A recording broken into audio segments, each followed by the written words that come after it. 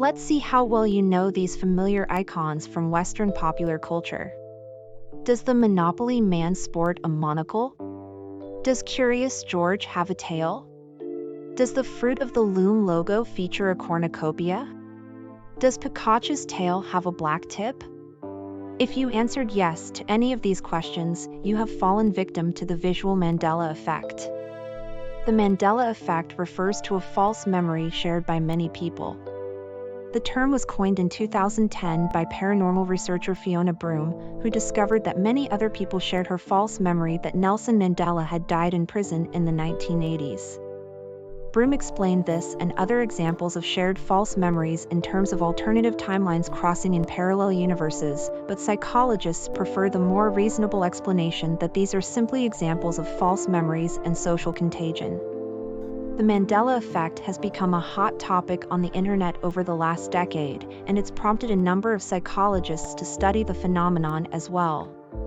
In a recent article published in the journal Psychological Science, University of Chicago psychologists Deepasri Prasad and Wilma Bainbridge explored the visual Mandela effect for cultural icons such as the Monopoly Man and Pikachu. The visual Mandela effect isn't due to lack of attention. In a series of experiments, Prasad and Bainbridge investigated the tendency to form false memories of common cultural icons. In the first experiment, they selected 40 cultural icons, such as cartoon characters and brand logos, and made 2 altered images of each. For instance, they modified the original Monopoly Man by adding a monocle in one altered image and by adding eyeglasses in the other. They then showed all 3 images to research participants, who had to choose the correct one. The respondents also indicated their degree of familiarity with the icon and their degree of confidence in their choice. Of these 40 cultural icons, 5 passed the criteria for the visual Mandela effect, namely that an overwhelming majority selected the same incorrect image, and that they reported high familiarity and confidence. These 5 cultural icons were C-3PO from Star Wars, the Fruit of the Loom logo, Curious George, the Monopoly Man, Pikachu, and the Volkswagen logo.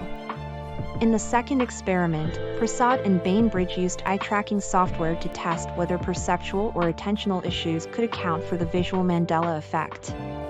They did this by comparing eye movements as participants viewed the 5 icons that had elicited the visual Mandela effect in the first experiment with those of 5 icons that previous respondents had identified correctly.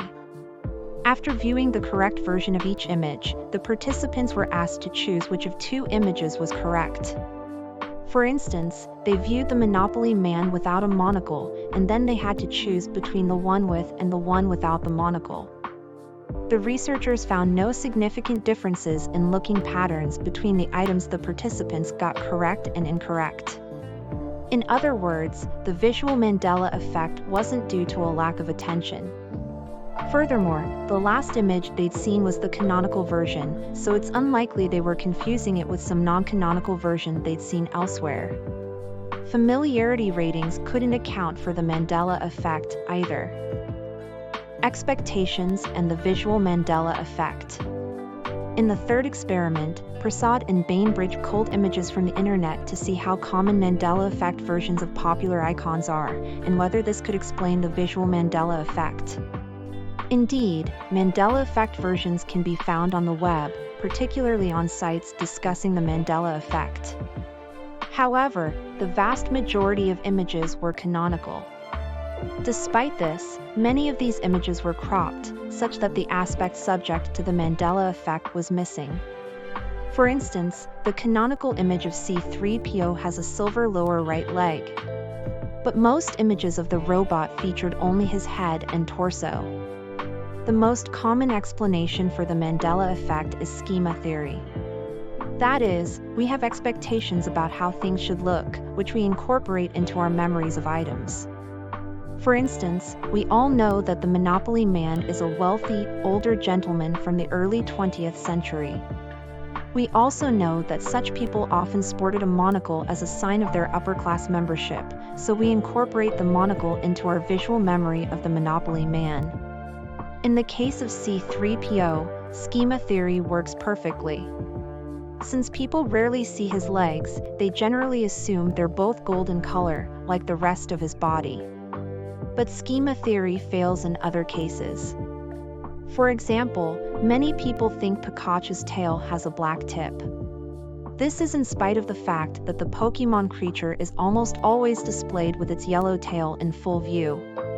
Of course, one could argue from schema theory that because Pikachu's ears have black tips, people may be misremembering the tail as black-tipped, too. Some cultural icons are more susceptible to the visual Mandela effect. Psychologists distinguish between recognition, which is a passive form of memory retrieval, and recall, which is its active counterpart. So far, Prasad and Bainbridge have tested the visual Mandela effect using recognition tasks. But in their final experiment, they examined whether the effect occurs in recall as well. Participants first viewed the canonical image and then were asked to draw it from memory. Nearly half of all the images the participants drew included elements typical of the visual Mandela effect. For instance, many people drew Pikachu with a black tip on its tail, even though there wasn't one in the canonical image they'd just seen. The researchers concluded that there must be something intrinsic to certain images that encourages the visual Mandela effect. What exactly that is, though, we'll have to wait for further research. The Mandela effect arose as a hot topic on the internet over a decade ago. Although many netizens explained it as a paranormal phenomenon, cognitive psychologists have seen it as an opportunity to study the processes involved in forming false memories. And even though there's nothing paranormal about the Mandela effect, it still feels spooky because of how vivid these false memories can be.